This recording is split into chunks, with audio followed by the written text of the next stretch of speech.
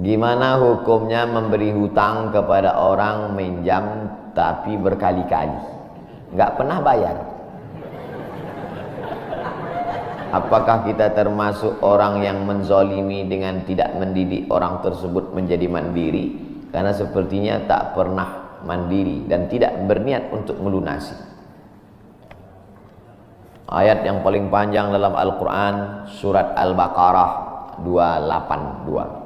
Satu lembar. Bukan tentang puasa, bukan tentang sholat, bukan tentang baca Quran, bukan tentang zikir, tapi ayat yang paling panjang tentang bayar hutang.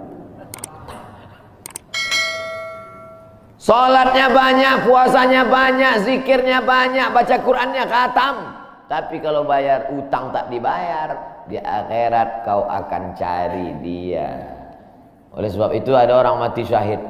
Oh, mati syahid. Orang mati syahid gak merasakan sakratul maut. Orang mati syahid gak merasakan azab kubur. Orang mati syahid tidak merasakan hisab. Orang mati syahid langsung masuk surga. Ilat dain, kecuali hutang. Makanya kalau ada orang menagih hutang, itu dia bukan pelit. Dia sedang menyelamatkan saudaranya dari makan haram. Makanya datang ke rumah dia. Habis pengajian nih langsung datang. Assalamualaikum, waalaikumsalam. Kau mau menagih ya? Aku bukan mau menagih, tapi menyelamatkanmu, anak cucumu, istrimu, tetanggamu dari makan haram.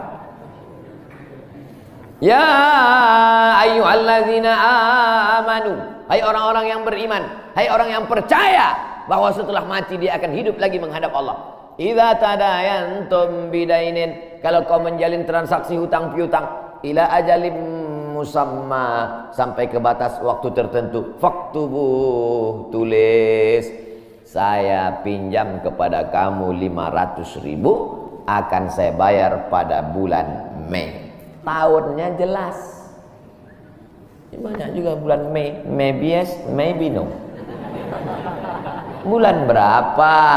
Bulan Mei tahun 2020. Oke. Sekarang bulan Maret, April, 1 Mei 2020 datang tagih. Kapan kau bayar? Mohon maaf aku nggak bisa, istriku baru meninggal, anakku pun sakit. Itu jangan kau cerita panjang lebar, tak tahan air mataku mau menetes. Kalau dia dalam kesulitan, fanaziratun ila maisarah, tunggu sampai dia lapang. Maisarah artinya lapang. Tunggu sampai dia lapang. Setelah dia lapang datang lagi bulan Juni. Kapan kau bayar? Aku belum bisa. Nampaknya lebih banyak ongkos minyak aku daripada uang yang kutagih. Yang paling bagus, wa anta saddaqu khairul lakum. Kau sedekahkan itu lebih baik. Karena aku pun makin datang makin kumat darah tinggiku, kolesterolku pun makin naik. Jadi untuk yang 500.000 itu ku sedekahkan aja, ambil. Tapi yang menghafal ayat ini yang ngasih pinjaman, bukan yang minjam. Sekarang banyak salah hafal, yang minjam pula yang hafal. Begitu kita tagih, kapan kau bayar? Wa anta saddaqu khairul lakum. Kau sedekahkan itu lebih baik. Itu ayat aku. Ayat kau 8282. Banyak sekarang orang salah hafal ayat. Jadi dalam Islam hutang piutang adalah ajaran tolong menolong tertulis dalam Quran. Namanya fikih muamalah. Ada fikih ibadah, sholat, zakat, puasa. Ada fikih jihad, jihad fisabilillah. Ada namanya fikih muamalat. Hutang piutang, gadai menggadai, pinjam meminjam, murabahah, mudharabah, bagi hasil. Maka hutang piutang ini cara tolong menolong. Jangan sampai dihilangkan. Tapi kalau tidak mendidik, maka Islam bukan agama yang memanjakan orang. Ada anak yang kurang ajar kepada orang tuanya. Bagaimana caranya berbakti kepada orang tua yang telah wafat? Apakah anak ini masih dapat ampunan Allah Subhanahu wa taala? Datanglah seorang bapak mengadu kepada Umar bin Khattab. Assalamualaikum Khalifah Amirul Mukminin Umar bin Khattab. Waalaikumsalam. Ini anak saya kurang ajar, tolong dihajar dulu. Kata Umar bin Khattab orangnya bijaksana. Dia tidak mau main pukul, dia tanya dulu, kenapa kau kurang ajar pada bapakmu? Hai Umar bin Khattab, kata anaknya, iya. Apakah seorang anak itu punya hak terhadap bapaknya? Iya. Apa hak anak? Mencarikan ibunya yang solihah, memberikan nama yang baik, memberikan makanan yang halal. Itu hak anak. Kata anaknya, ibuku tidak baik, makanku tidak halal, namaku pun tak baik. Apa kata Nabi kepada bapaknya? Apa kata Umar kepada bapaknya? Laqad aqaqtahu qabla an ya'aqqa alaik. Sebelum anakmu durhaka kepadamu, kau sudah durhaka duluan kepada anakmu. Jadi kalau begitu, ada anak durhaka, ada bapak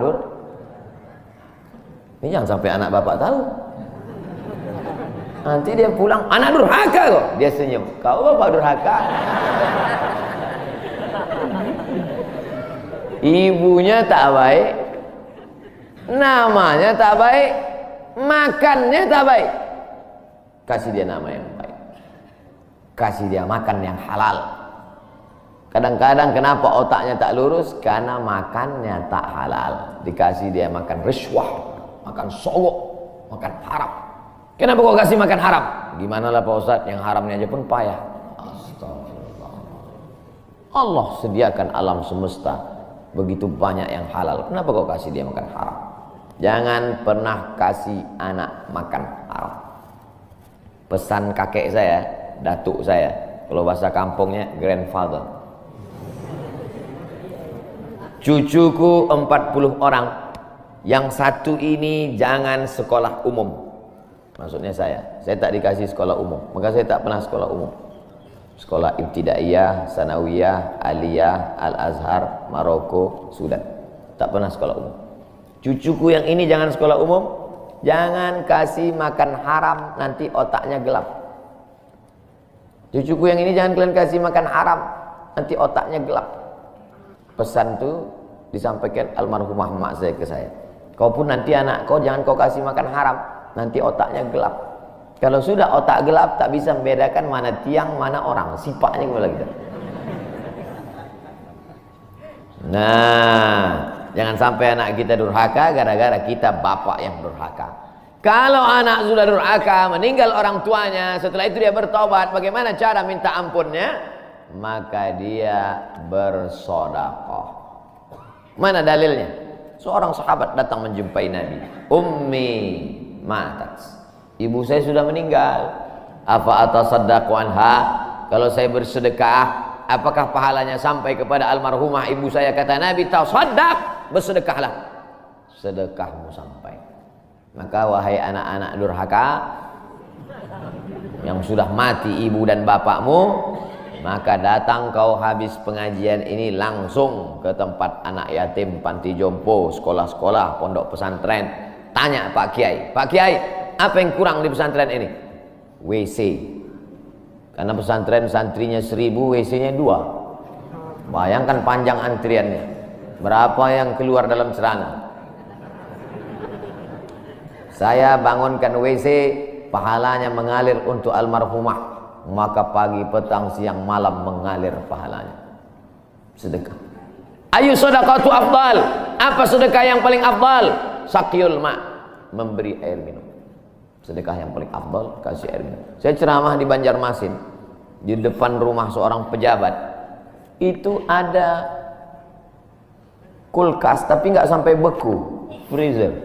Setiap dipencet keluar air dingin. Gelasnya dikasih pakai rantai besi, takut dilarikan tukang ambil aluminium. Buat wakaf untuk almarhumah. Nah, itu bagus kan. Saya ceramah di Malaysia, di pintu masjid itu ada kotak box. Kalau kita ambil satu botol, keluar botol baru. Ambil satu botol, keluar botol baru. Wakaf untuk, itu bagus, sedekah. Jangan sedekah teh botol, nanti dia kena diabetes. Air putih, ini bagus, mengalir.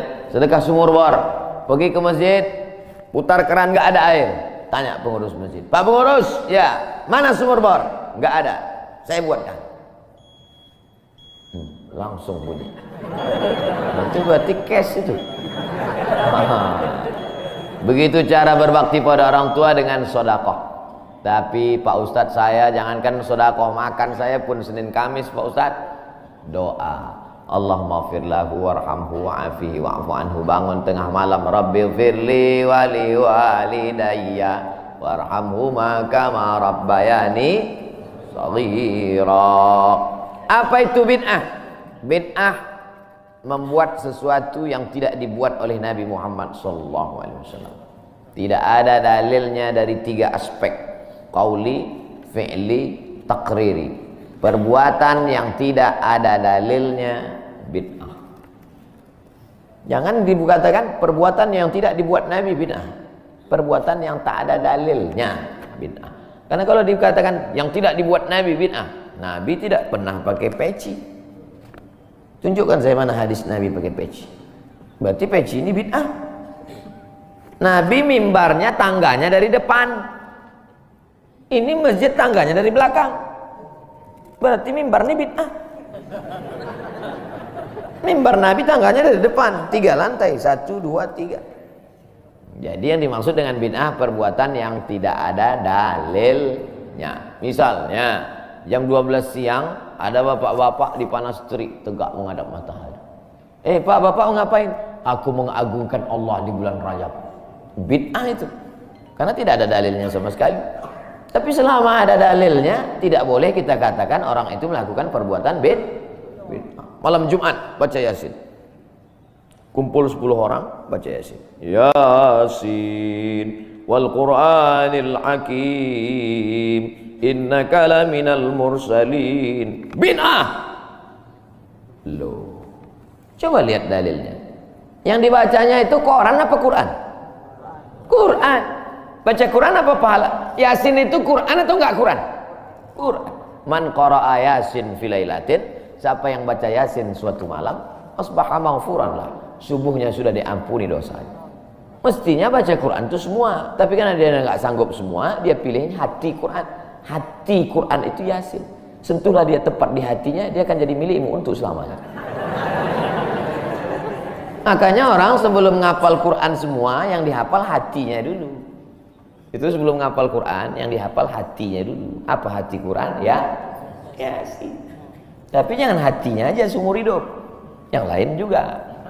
Nah, jadi jangan salahkan orang baca Yasin. Baca Yasin bid'ah. Loh, Yasin kan Quran.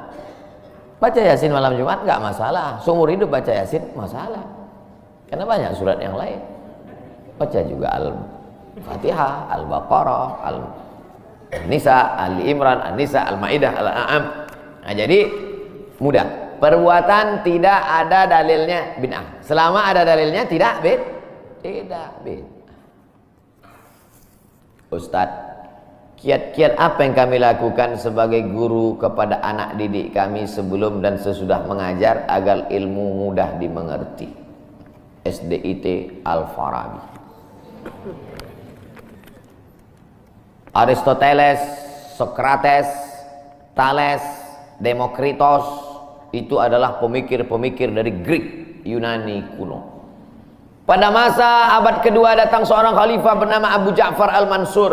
Semua buku-buku dari Yunani diterjemahkan. Nama lembaganya Dar Al-Hikmah, Dar Rumah Hikmah Ilmu Pengetahuan. Dibuatlah Dar Al-Hikmah, Rumah Ilmu Pengetahuan. Diterjemahkanlah dari bahasa Yunani ke dalam bahasa Arab. Akhirnya orang Islam pun jadi dokter, Avicenna.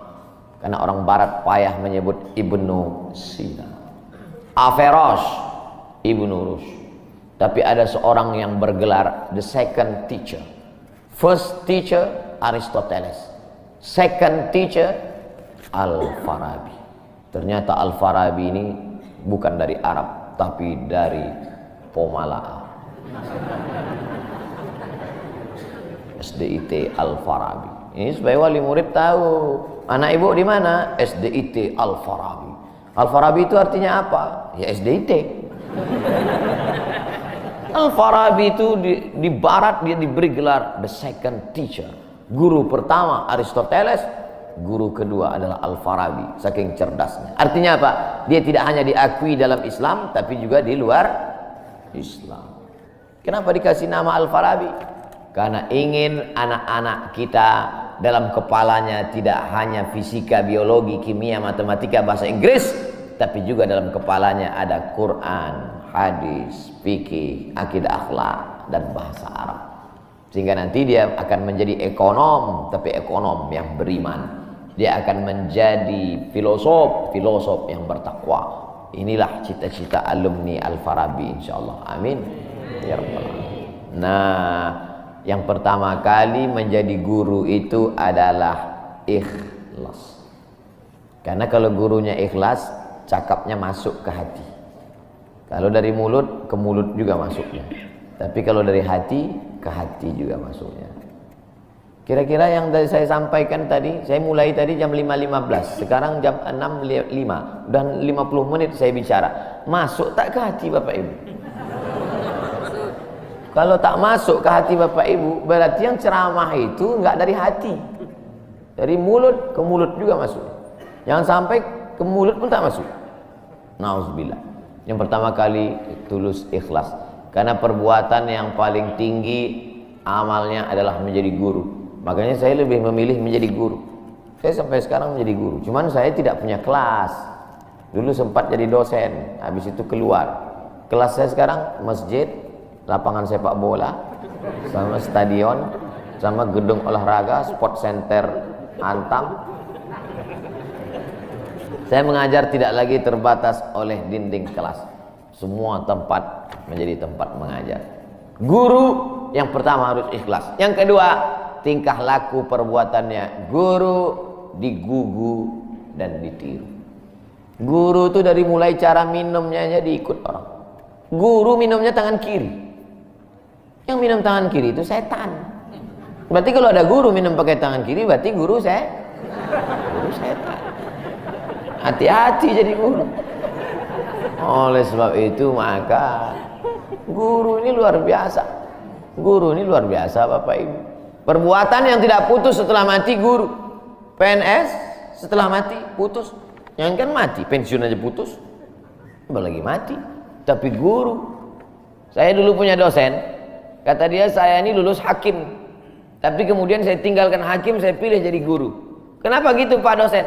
Karena kalau saya jadi hakim, 1 tahun ada 10 perkara. 10 senang kepada saya, 10 benci. Yang menang senang, yang kalah benci. Tapi menjadi guru, tidak akan ada murid saya yang benci kepada saya. Betul. Guru SD saya, berapa kali kepala saya diantukkannya ke tiang. Asal pelajaran saya nggak dapat, diantukkan. Begitu reuni, saya cium tangannya. Saya nggak sakit hati, ingat aja dikit.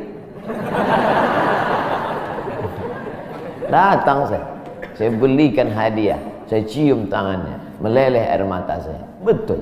Menjadi guru itu adalah nikmat. Maka saya pilih jadi guru. Guru nggak ada pensiunnya. Saya sampai mati saya tetap menjadi guru. Oleh sebab itu maka guru ini luar biasa. Guru pahlawan tanpa tanda jasa. Oleh sebab itu menjadi guru.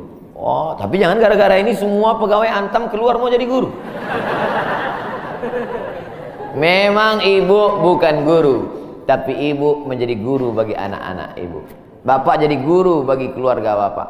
Itu kita sudah menjadi guru insya Allah. Mak saya perempuan yang biasa, dia bukan guru, dia bukan PNS, dia bukan kepala sekolah, tapi dia menjadi guru bagi kami anak-anak. Kalau kami pulang bawa main-mainan, dia tanya, mainan ini dapat dari mana? Dari jalan mak, antar ke tempat kau jumpa tadi, karena tak tahu itu punya siapa. Nanti di akhirat ini akan kau pikul menghadap Allah SWT. Sampai hari ini kalau ketemu barang-barang di jalan tidak berani bawa pulang, ingat pesan almarhumah emak Ali. Mungkin cakap ustaz tidak masuk ke telinganya, tapi kata-kata ibu luar biasa. Ibu-ibu, bapak-bapak, nanti kalau mau sakratul maut, pesan paling jitu sampaikan pas mau mati. Jangan makan haram. Luar biasa itu, mereka berkesan. Sampai anak cucu akan mereka sampaikan. Nenekmu dulu ketika mau mati, pesan terakhirnya, jangan makan haram. Baru sebut la ilaha illallah. Pertama, ikhlas. Yang kedua, perhatikan tindak tandukmu, kau digugu dan ditiru. Yang ketiga, insya Allah bangkitkan semangat, karena setelah kau mati akan mengalir pahalanya. Abdul Somad kalau mati meninggal dunia, setiap bulan Rajab, bapak-bapak, ibu-ibu, anak-anak bapak, cucu bapak, ibu yang hadir-hadir nih, anakku yang kecil, setiap bulan Rajab mereka beramal. Abdul Somad sudah mati dimakan cacing tanah di Pulau Sumatera di Riau, pahalanya tetap mengalir. Dari mana? Dari Pomala. Bismillahirrahmanirrahim. Assalamualaikum Ustaz. Waalaikumsalam. Apa tips cara meraih kesuksesan yang berkah di masa muda?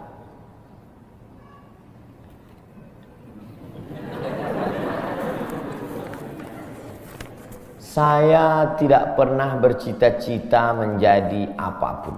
Cita-cita saya dulu cuma satu, bagaimana membahagiakan orang tua. Itu saja. Ya Allah, aku sekolah, tak tahu dulu pulang mau jadi apa. Yang penting bisa membahagiakan orang tua. Itu saja. Jadi setelah itu sampai, ya sudah. Bisa menyenangkan hati orang tua. Bisa, itu saja. Maka selalu saya sampaikan di kampus-kampus kepada mahasiswa, kalian kalau belum bisa membahagiakan orang tua, jangan menyusahkan orang tua. Ini kadang baru ngelihat namanya aja di HP dah kumat darah tinggi emaknya. Kalau belum bisa membahagiakan dia, jangan menyusahkan dia. Maka saya di Mesir 4 tahun tak pernah saya minta duit. Tiba-tiba udah sampai ke Mekah.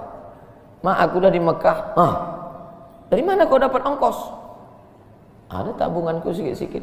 Pergi ke Mekah, kerja, pulang, bayar hutang. Jangan pernah menyusahkan orang tua. Oleh sebab itu cita-citanya yang pertama mencari ridha Allah. Ridha Allah fi ridhal walidain wa sukhutullah fi sukhutil walidain. Pulang saya ke kampung, saya mau beli tanah berapa meter, ternak lele, tanam cabai, daun ubi, malam mengajar ngaji. Cita-cita saya kecil aja. Tak ada cita-cita mau jadi ustadz viral disambut di airport, tak ada. Terus kata mak saya, masa kau S2 tinggal di kampung, pergilah ke kota. Akhirnya saya menghonor jadi dosen, siang jadi dosen, malam ceramah di masjid, direkam, diupload, khutbah diupload, like and share, akhirnya viral. Diusir beberapa kali, makin viral. Dibully, makin viral. Akhirnya yang membuli saya taubat sekarang. Ini orang makin dibully, makin viral. Udah kita diamin aja lah. Itu semua itu kerja kita atau kerja Allah? Kerja Allah. Kerjakan kerja kita, urusan Allah biar Allah yang urus. Kita hidup ini sama macam bawa pancing. Kita tugas kita ambil bambu, pasang kail, cari cacing, letakkan. Masalah ikannya datang tak datang itu urusan Allah. Ini kadang banyak orang ngurus urusan Allah yang dia urus. Urusan Allah yang kau urus. Kata Allah, yang mendatangkan ikan ini urusan aku. 10 pancing pasang, itu urusan kita. Tarik pancing satu, cacingnya hilang. Cari pancing satu, kailnya hilang. Cari pancing satu, talinya hilang. Yang ke-10, bambunya hilang. Marahkah kita? Tidak. Karena urusan kita sudah selesai. Serahkan urusan Allah. Pulang ke rumah, rupanya Allah mau kasih kita bukan ikan mentah, tapi ikan masak. Banyak orang terlalu berpikir hidup ini kau buat saja urusanmu, urusan Allah. Urusanmu berangkat dari rumah kerja, masalah hasilnya urusan Allah. Berapa banyak orang bekerja tapi tak dapat apa-apa. Betul? Kalau sudah rezeki tak kemana. Tapi jangan gara-gara ini lalu bapak enggak kerja. Dibangunkan ibu besok pagi, bang, abang enggak kerja masuk kantor. Urusan Allah. Kalau ada suami ibu seperti itu, ibu jangan marah, biarkan aja. Nanti jam 12 dia bangun, dia lapar, dia tengok, mana makanan? Ibu jawab, urusan Allah. Harus ada usaha dan ikhtiar. Pertama, niat cari ridha Allah. Kedua, senangkan orang tua. Ketiga, berusaha. Setelah itu, tawakal Allah. Hidup jangan susah. Hidup sudah susah, jangan bikin susah. Hidup sudah pahit, jangan minum kopi pahit. Apa hukumnya suami menyembunyikan uang dari istri.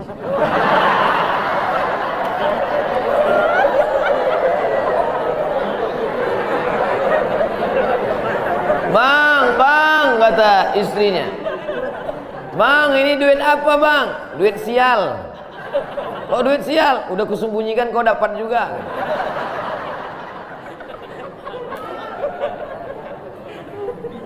Bapak menikah sama ibu, ibu menikah sama bapak. Apakah hartanya jadi satu atau harta masing-masing?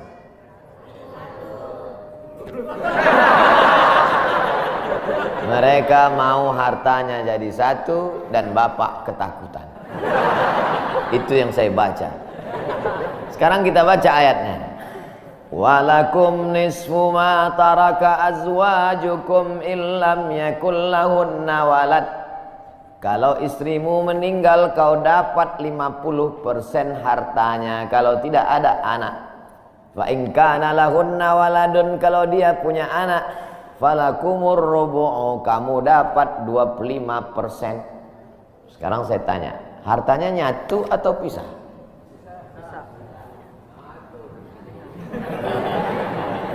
Memang kalau belum sarapan susah nangkap. Saya ulang sekali lagi. Walakum nisfu ma taraka azwajukum. Hai para suami, kamu dapat setengah harta istrimu kalau tidak ada anak. Fa in kana lahunna waladun, kalau ada anak kamu dapat 1/4. Artinya hartanya misal. Harta bapak beda, harta ibu beda. Ibu kerja, punya kebun, punya tanah, punya speedboat, itu harta dia. Bapak punya usaha, harta bapak. Meninggal ibu, 50% untuk bapak. Apa beda harta ibu dengan harta bapak? Di dalam harta bapak ada hak ibu, dalam harta ibu tidak ada hak bapak. Takbir. Saya ulang sekali lagi. Ibu menikah dengan bapak, bapak menikah dengan ibu, ibu bawa harta, bapak bawa harta. Bedanya apa? Dalam harta bapak ada hak ibu, dalam harta ibu tidak ada hak bapak. Kenapa dalam harta bapak ada hak ibu? Karena bapak wajib memberi nafkah. Kewajiban bapak 5. Pertama, kasih makan. Kedua, kasih pakaian. Ketiga, kasih tempat tinggal. Keempat, kasih pendidikan. Kelima, kasih perhatian. Lebih dari yang ini, itu bukan milik mereka lagi. Jelas? Ini ada sekarang suami setelah menikah, pas dilihat surat apa semua, tak ada punya dia. Semua atas nama istrinya. Ini orang kalau meninggal ini tidak kena azab kubur, karena di dunia sudah terlalu azab dengan istrinya. Dari yang saya sampaikan ini jelas tentang pembagian batasan-batasan harta, jelas? Jelas. Jadi tidak serta-merta setelah menikah, jangan mau anak perempuan kita ditipu laki-laki. Istriku, mana surat mobilmu, mana surat tanahmu, tadi kita sudah akad nikah, semua hartamu, milikku, sorgamu di bawah tapak kakiku. Oh, tidak begitu. Makanya laki-laki harus ngerti, perempuan juga harus paham. Kalau tidak, sedang main bola aja ada aturannya, statuta. Kalau tidak, akan hancur. Tapi insya Allah jelas itu. Pak Ustadz minta tolong doakan ibu saya sudah lama sakit. Nanti kita doakan di akhir majelis. Bukan cuma ibu bapak, ibu-ibu semua kita doakan. Bagaimana niatnya doanya? Bagaimana niatnya doanya mandi tobat? Nawaitu, aku berniat ghuslat taubat, mandi tobat. Saya nggak bisa bahasa Arab Pak Ustadz, bahasa Indonesia, bahasa Makassar, bahasa Jawa, bahasa Batak, bahasa Mandailing, bahasa Aceh. Saya niat mandi tobat karena Allah Ta'ala. Bagaimana cara mandinya Pak Ustadz? Seperti mandi wajib, basah dari ujung rambut sampai ke ujung kaki. Di mana mandinya Pak Ustadz? Di laut bisa. Kolaka ini 30% saja daratan Pak Ustadz, yang 70 adalah lautan. Nah, mandi di laut. Apalagi kalau sampai ke tengah laut, bukan cuma dosanya hilang, orangnya hilang sekali.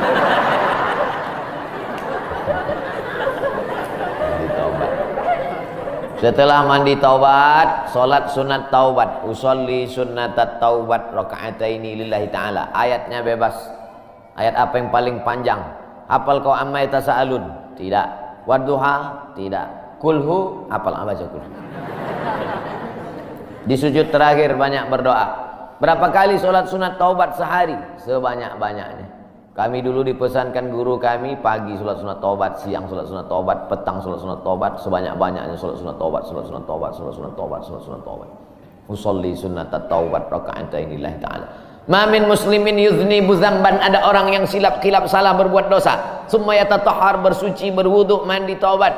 Summa yusolli raka'ataini, solat sunat 2 rakaat. Summa yastaghfirullah, minta ampun kepada Allah. Illa ghafarallahu lah, Allah mengampunkan dosa-dosanya. Bulan Rajab banyak-banyak taubat. Bulan Sya'ban tingkatkan ke taubat. Masuk ke dalam bulan Ramadan, insyaallah mendapatkan Lailatul Qadri khairum min alfi syahr. Semoga Ustaz senantiasa diberikan Allah kesehatan. Amin. Saya dari Medan. Ada juga orang kampung saya di sini. Bagaimana cara bakti seorang anak? Cara membahagiakan orang tua berjarak jauh dengan kita. Sedangkan bertemu dekat bersama orang tua mungkin hanya 1 tahun sekali, Idul Fitri saja, karena harus bekerja di PT Antam Tbk Sulawesi Tenggara. Ada sesuatu yang tak bisa kita bayar dengan uang. Tak bisa dibayar dengan uang. Yang bisa merasakan ini orang yang orang tuanya sudah meninggal. Yang masih hidup tak bisa. Lam ya'rif man lam yadhuq, yang tak pernah merasakannya tak bisa menceritakannya, karena tak bisa dirasakan. Setelah orang tua itu tak ada, barulah kita rasa dunia ini hampa, tak ada guna. Duit itu tak ada gunanya, mobil itu tak ada gunanya, rumah itu tak ada gunanya, apapun tak ada gunanya. Waktu dapat saya gelar doktor dari Sudan, pulang saya ke rumah, tak ada gunanya, tak bisa lagi diceritakan. Dulu apapun yang dapat diceritakan, mak, aku dapat sorban dari mak, aku dapat peci. Setelah pulang tadi, pulang dari Brunei dapat gelar visiting profesor di Universitas Islam Sultan Syarif Ali. Tak ada gunanya, hampa. Paling-paling ditulis di baleho aja, profesor, doktor. Untuk menunjukkan bahwa kita bukan ustadz kaleng-kaleng. Nanti setelah dia tidak ada, barulah kau cari mana kain yang pernah dia pakai dulu, mana sajadah yang dulu dia pakai waktu sholat, di mana dia dulu sering duduk. Bekas tempat duduknya aja pun bisa menghilangkan rindu. Bekas tempat dia duduk dulu, tempat dia duduk makan kacang sambil minum teh. Duduk kau di situ bisa menghilangkan rindu. Quran yang dia baca dulu lengkap dengan rehalnya. Bangun kau tengah malam, kau bentang sajadah, duduk kau di situ, kau buka Quran yang dia baca dulu, hilang rindu. Tapi setelah dia tak ada, makanya mumpung dia masih ada, ciumlah tangannya, peluklah badannya, ciumlah keningnya. Kalau kau ada duit, kirimlah. Tak bisa, karena cari makan jauh Pak Ustaz. Mesti terbang dari Sumatera sampai kemari. Apa boleh buat? Memang begitu kondisi ekonomi kita sekarang. Allah tidak marah. Tapi kalau kau mampu, kirimlah. Siapa orang yang kira-kira bisa digaji, dibayar untuk memasakkan dia di rumah? Berkirimlah. Karena sampai masanya nanti duit yang banyak itu tidak ada gunanya. Sebanyak apapun kau simpan tak ada rasanya lagi. Hampa, tak ada gunanya. Maka mumpung dia masih ada. Idul Fitri paksa-paksakanlah pulang.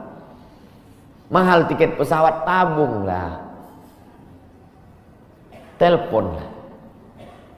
Masih ada dia menyambut teleponmu, berikan HP yang kira-kira lama dia pakai, tinggalkan. Mak, ini chargernya, ini handphonenya, ini baterainya, persiapan kalau rusak, pasangkan di sini. Nanti kalau aku telepon, sampai masanya nanti handphonenya berbunyi tapi tak ada yang angkat.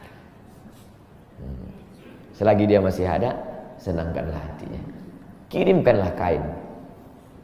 Kain itu tidak akan dia pakai, tapi insya Allah menyenangkan hati dia. Ketika hatinya lapang, lapang rezeki. Ketika hatinya senang, senang hidup. Tapi kalau sudah hatinya sempit, meleleh air matanya, rindu karena tak pernah kau telepon, disitulah awal azab Allah datang. Kau akan berenang dalam kesengsaraan. Mudah-mudahan Allah mengampuni dosa kita semua. Ustadz, apa hak suami terhadap HP istri? Karena banyak pertengkaran gara-gara HP.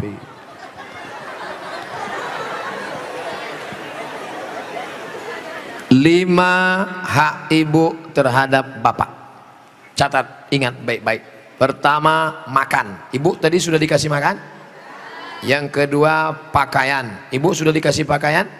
Karena sekarang banyak perempuan yang tidak diberi pakaian oleh suaminya. Tinggi istrinya 175, tapi dikasih kain cuma 50 cm. Kurang kain. Kadang belum selesai di tempat tukang jahit sudah dia ambil. Kadang kainnya panjang, resleting belum dipasang. Pas jalan kelihatan. Ustadz kok tahu? Saya ngelihat. Ibu sudah dikasih makan, ibu sudah dikasih pakaian, ibu diberikan tempat tinggal yang layak menurut kemampuan masing-masing. Sudah? Keempat, ibu mesti diberi pendidikan. Yang ngajar ibu ngaji, bapak. Yang ngajar ibu sholat, bapak. Yang ngajar ibu akhlak, bapak. Bapak adalah guru di rumah. Dan yang kelima adalah perhatian. Maka ibu selalu diperhatikan. Dari mulai jilbabnya, dari mulai pakaiannya, termasuklah HP ibu diperhatikannya juga. Kok dari tadi sini Ustadz Somad, suatu ketika istri saya pergi kerja dan saya masuknya siang, tiba-tiba HP-nya berdering. Saya cek, rupanya mantan. Dia cari lagi di FB dan mereka sudah jalan-jalan, Pak Ustadz. Hati saya selalu galau tiap hari. Jangan-jangan dia sudah buat ini, jangan-jangan dia sudah jalan ini, jangan-jangan sudah. Bayangkan menderitanya seorang laki-laki gara-gara HP istri yang sudah macam-macam. Gara-gara apa itu? Facebook, Twitter, BBM, WhatsApp, Instagram. Oleh sebab itu jaga ini masalah HP ini, jaga baik-baik. Ah, ini Ustaz Somad gak enak, selalunya HP perempuan aja. Oke, sekarang kita balik. Bagaimana dengan HP bapak-bapak yang lebih banyak perhatiannya ke HP, yang kata-katanya merayu, menggoda? Oleh sebab itu ini mesti dijaga. Kalau tidak, duduk bersama, bapak sama ibu duduk, HP-nya buat baliho besar-besar, judulnya mau dibawa kemana hubungan ini, atau buat besar-besar, jangan ada HP di antara kita. Saya mau nanya Pak Ustadz, gimana caranya mengelola keuangan keluarga secara islami jika suami istri bekerja? Ar-rijal, lagi-lagi Al-Quran. Semuanya yang menyelesaikan masalah ini Al-Quran. Ar-rijalu qawwamuna 'alan nisa. Laki-laki menjadi pemimpin bagi perempuan. Bima anfaqu min amwalihim, karena mereka mengeluarkan nafkah, biaya belanja. Makanya harta warisan laki-laki dapat 2 kali bagian perempuan. Ibu kalau 25, bapak dapat 50. Ibu kalau dapat 50, bapak dapat 100. Kenapa? Karena yang menanggung biaya pernikahan mahar bapak, yang menanggung sekolah anak bapak. Sekarang ibu memang anak orang kaya, punya ruko 2, rumah batu jendela kaca, punya bapak yang sudah sakit asma 2 hari lagi meninggal. Kaya. Si bapak juga punya duit yang sama. Bapak punya duit, ibu punya duit, menikah. Apa beda duit bapak dengan duit ibu? Dalam duit bapak ada hak ibu, tapi dalam duit ibu tidak ada hak bapak.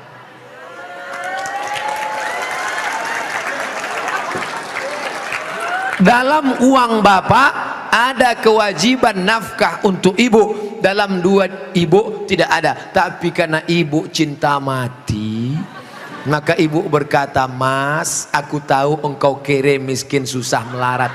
tapi aku sudah terlanjur cinta padamu. Jangankan uang ini, nyawaku pun kuberikan. Ambillah semuanya dengan syarat jangan kau nikah lagi. Nah, sudah jelas batasannya. Jadi kalau ada ibu punya kontrakan, PNS, pegawai, punya gaji, ibu tetap ngomong ke suami, mas, aku mau kirim uang ini ke anak yatim, mau biaya anak pesantren, mau kasih wakaf beras 1 karung. Tapi ibu ngomong ke bapak itu bukan minta izin, karena uang itu memang punya ibu. Ibu ngomong sebagai adab, sopan santun, tata krama, budi bahasa. Jadi bapak jangan kegeeran, dan ibu jangan kurang ajar. Mas, ini uangku, ini kos-kosanku, ini rumahku, terserah aku. Kamu mau ikut ya? Kalau enggak, lebih dari kamu bisa aku dapatkan. Jangan luka hatinya. Galah patah boleh disambung, kaca retak boleh direkat, hati yang sakit kemana obat akan dicari. Nah, oleh sebab itu maka jaga. Saya sudah mengeluarkan untuk biaya keluarga sebagian, sedangkan sebagiannya saya ingin membantu saudara yang kurang mampu. Tapi kadang saya suka berbohong jika untuk membantu keluarga yang memang butuh bantuan. Ini yang nulis pertanyaan bapak apa ibu?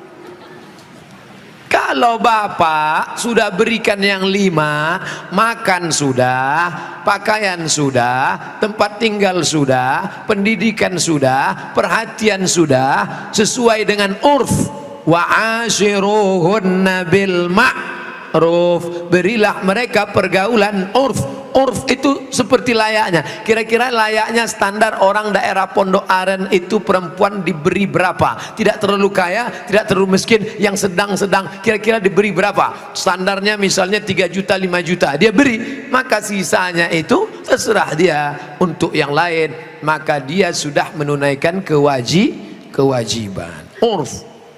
Pengambilan hukum ada 10. Quran, hadis, ijma', qiyas, syar'u man qablana, saddu zara'i, qaulu sahabi, istihsan, istisab, urf. Urf, tradisi, kebiasaan. Berapa yang layaknya untuk daerah Pondok Aren? Semoga Ustadz selalu dilindungi Allah, amin.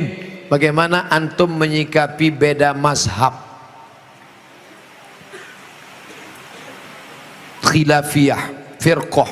Bagaimana dengan ayat Allah, wa'tasimu bihablillahi jami'a, wa'tasimu, bersatulah, bihablillah, dengan tali Allah. Yang dimaksud tali Allah itu Islam, Al-Quran dan Sunnah. Adapun ijtihad ulama berbeda-beda, tapi kita di Indonesia sudah disepakati 3. Akidahnya Asy'ari, fikihnya Syafi'i, tasawufnya Sunni, Junaid al-Baghdadi dan Abu Hamid al-Ghazali. Saya ulang sekali lagi, Ahlussunnah wal Jamaah akidahnya Asy'ari, fikihnya Syafi'i, tasawufnya Sunni, Abu Hamid al-Ghazali dan Junaid al-Baghdadi. Maka kita pegang yang itu. Saya belajar di Maroko 2 tahun, mazhabnya Maliki.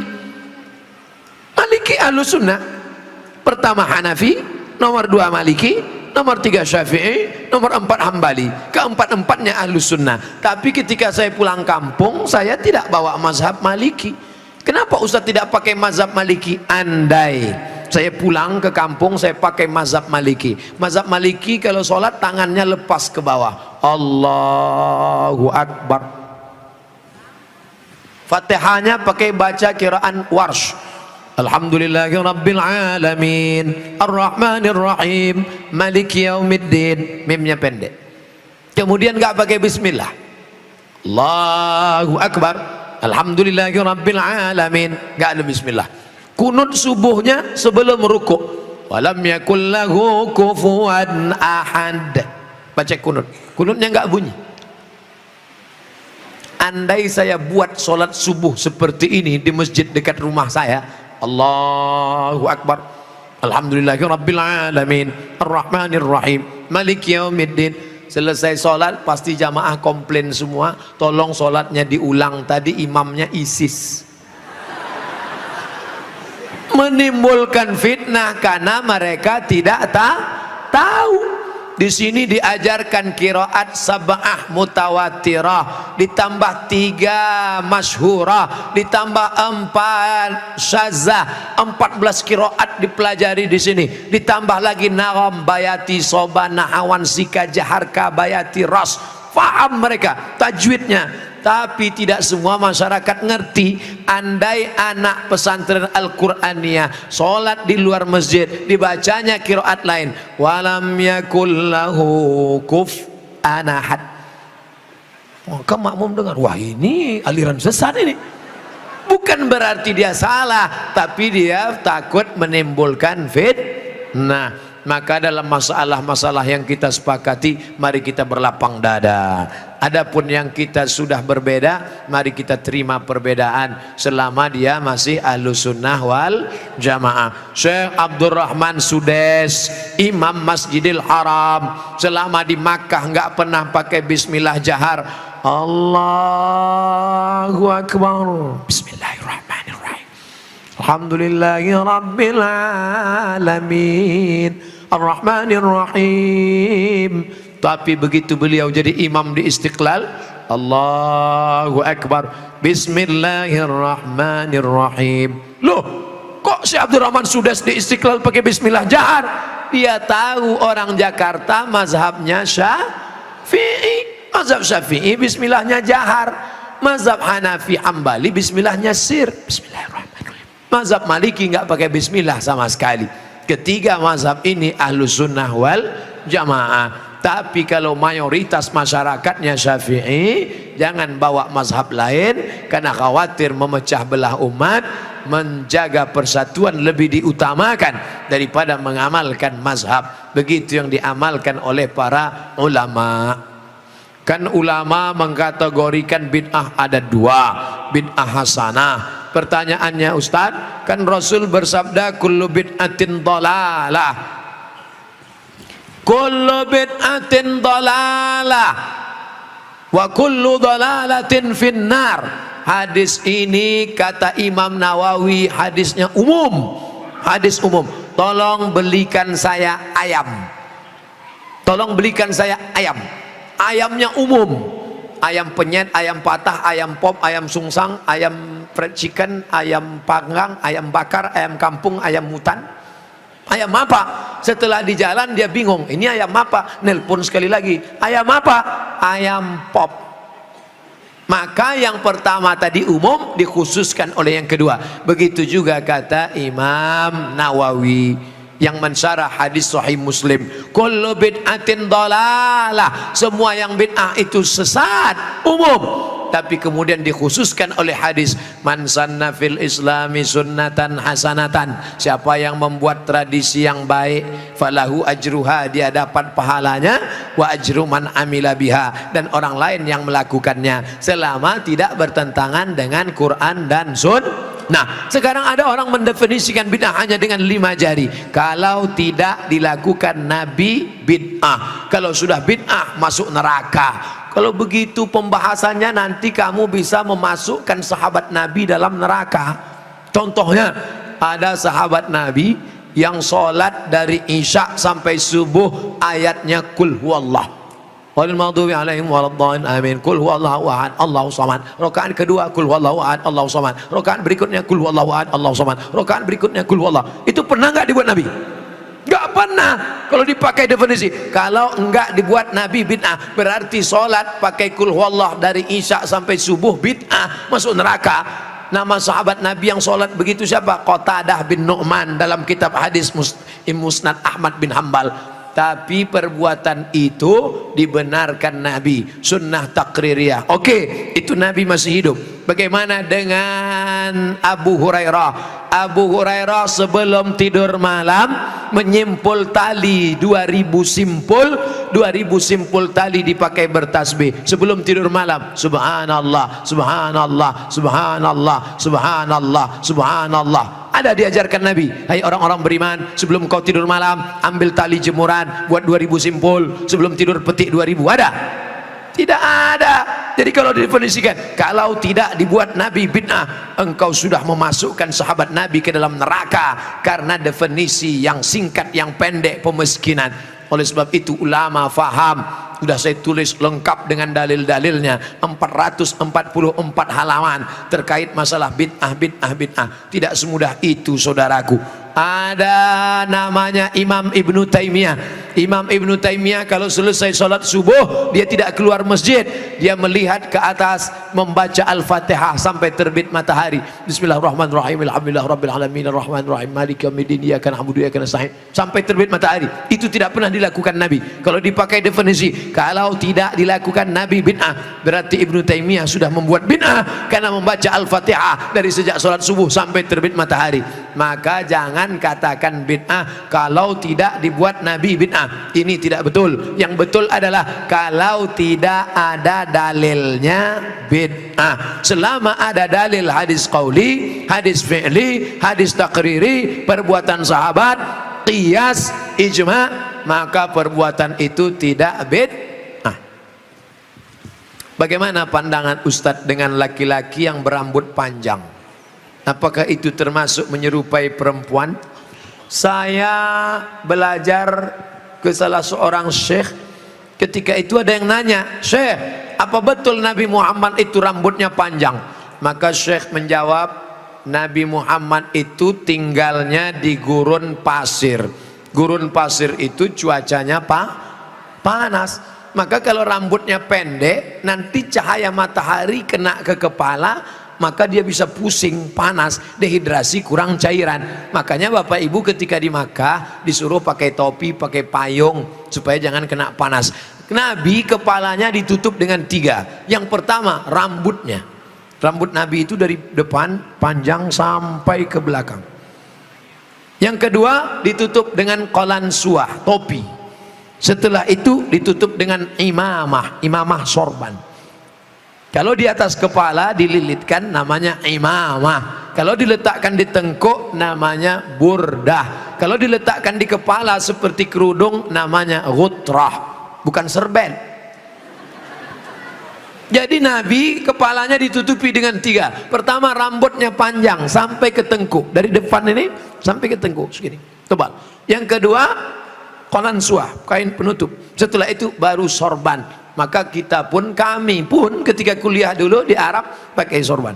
Pakai untuk apa? Supaya jangan kena panas terik. Musim dingin di bawah derajat 0, 5 derajat, 10 derajat, di bawah 0 dingin. Maka kepala juga ditutup pakai sorban. Sekarang kenapa Ustaz nggak pakai sorban? Saya sekarang kepanasan. Tapi saya tidak menyalahkan para habaib pakai sorban.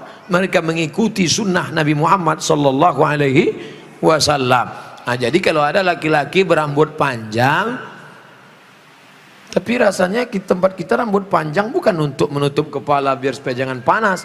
Justru tempat kita makin rambut panjang makin kepanasan, ketombe. Jadi kira-kira rambut panjangnya kenapa? Kenapa rambut panjang? Ini. Tapi tidak semua yang berambut panjang itu karena mengikuti perempuan. Jadi tidak bisa kita hukum serta-merta kalau rambut panjang LGBT. Nah, maka yang LGBT itu kalau menyerupai perempuan, la'anallahul mutasyabbihin minar rijal bin nisa. Allah melaknat laki-laki yang menyerupai perempuan dan perempuan yang menyerupai laki-laki. Mudah-mudahan anak kita terjaga dari LGBT. Tapi sebetulnya LGBT itu nama yang terlalu keren. Orang malah bangga sekarang disebut itu LGBT, itu bangga. Saya tidak setuju dengan LGBT, tapi saya malu mau nyebutnya di depan para kiai. Boleh saya sebut? Jangan sebut LGBT. Buat sebut nama yang mengejek, merendahkan, menghinakan. Apa namanya? PLT, penyuka lobang tai. Itu yang cocok bagi mereka. Kotor, najis. Zaman Nabi LGBT ini hukumannya man wajadtumuhu ya'malu amala qaumi Lut. Kalau kamu menangkap ada orang yang melakukan perbuatan Nabi Lut, faqtulul fa'il wal maf'ul, pancung kepalanya, hukum mati. Untung dia hidup bukan zaman Nabi Muhammad. Kalau hidup zaman Nabi habis, selesai. Bapak Ibu yang dimuliakan Allah Subhanahu wa taala, Ustadz berani ngomong gini apa enggak takut nanti ditangkap bencong? Ngapain takut? Banyak yang bela saya. Tapi pas pulang nanti sendirian ngeri juga ini. insyaallah. Wa ta'awanu 'alal birri wat taqwa, saling tolong menolong dalam kebaikan dan ketakwaan. Wala ta'awanu 'alal itsmi wal udwan. Ingatlah saudaraku, ada satu kampung namanya kaum Sadum. Pernah dengar kata Sadum? Dari kata Sadum inilah muncul istilah sodomi. Sodomi artinya perbuatan orang Sadum, umat Nabi Lut. Bagaimana hukuman Allah? Ja'alna 'aliyaha safilaha, bagian atas kami turunkan ke bawah, bagian bawah naikkan ke atasnya. Lalu kemudian amtarna alaihim, kami hujani mereka dengan apa? Hijaratan, batu-batu, min sijilin mandud, dari batu tanah liat yang dibakar di api neraka. Itulah sekarang di Yordania, tempatnya bernama Al-Bahrul Mayyit, bahru laut, mayit mati, Dead Sea, dead mati, sea laut, Dead Sea laut laut mati. Ngapa disebut laut mati? Karena airnya terlampau asin sampai ikan pun tidak bisa hidup di dalam. Orang kalau pergi ke laut mati ngapung di atas karena kadar garam yang tinggi. Nah, siapa yang punya kadas, kurap, kudis, gatal-gatal, mandi di situ sembuh. Di Yordania. Bapak Ibu yang dimuliakan Allah SWT, Pompei salah satu kampung yang diisi oleh homo. Lalu kemudian datang lahar dari bukit turun ke bawah, rata dengan tanah, sampai-sampai mereka berubah menjadi patung-patung batu karena ditimpa oleh lahar. Tidak sempat merubah ekspresi wajah. Ekspresi wajah orang homo yang mati dalam keadaan melakukan hubungan seksual terlarang tak sempat merubah dari wajah kesakitan dengan wajah penderitaan. Begitu yang dialami masyarakat Pompei. Oleh sebab itu kita berdakwah, mengajak bukan karena benci tapi karena ingin menyelamatkan supaya kita selamat. La ta'murunna bil ma'ruf, ajak mereka berbuat baik. Wala tan'auna 'anil munkar, larang mereka jangan sampai melakukan perbuatan mungkar. Kalau kamu diam saja, aku tidak khawatir, kata Sayyidina Ali, aku tidak khawatir tentang betul dan batil, batil dan betul, karena dunia ini isinya betul dan batil. Yang aku khawatirkan adalah ketika kebatilan merajalela, orang yang betul diam. Karena orang betul diam, maka orang batil menyangka betul, yang betul menyangka batil, batil betul, betul batil. Orang yang betul diam, ibu yang betul diam, bapak yang betul diam, yang batil berkuar. Akhirnya yang batil merasa betul, orang yang betul diam 1000 bahasa. As-sakitu anil haq syaitan akhras. Orang yang betul tapi diam melihat kebenaran diinjak-injak, dia adalah syaitan akhras, setan bisu. Begitu kata Imam Abu Ali Ad-Daqqaq yang dikutip oleh Imam An-Nawawi dalam kitab Al-Minhaj Syarah Sahih Muslim Ibn Al-Hajjaj. Maka bersuaralah saudaraku, anak-anak muda, lawan kemungkaran ini. Terus berperang dengan HP-mu. HP-mu adalah senjata, bukan menebarkan kebencian, bukan menebarkan hoax, tapi dalam rangka watawasau bil haq watawasau bis sabr. Allahu akbar. Itulah kaji kita pada malam hari ini. Tausiah sudah 60 menit, menjawab pertanyaan 30 menit. Pas setengah 11, dari jam 9, 10, setengah 11 kita lanjutkan dengan membaca doa ala hazihin niyah al-fatihah.